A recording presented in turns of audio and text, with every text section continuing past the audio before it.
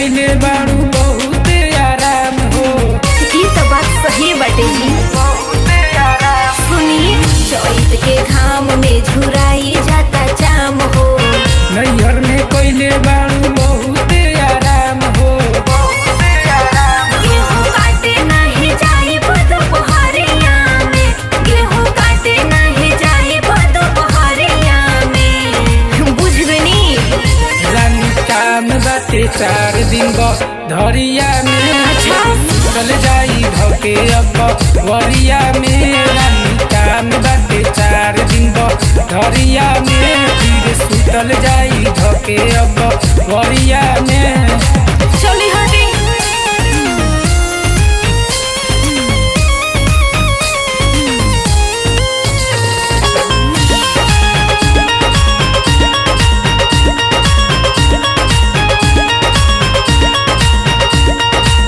कबो कबो खूटी गड़ जाता हमरा गोड़ में।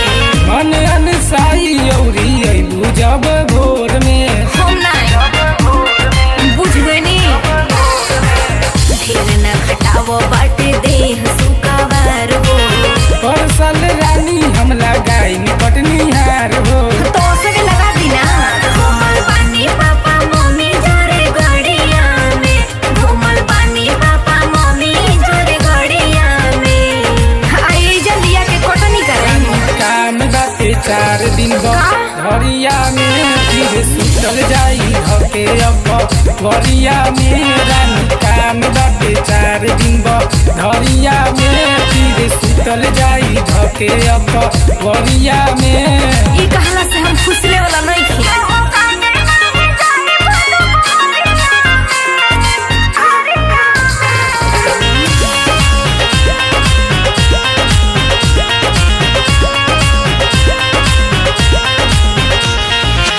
दिन में कटनिया होता, रात में खटनिया।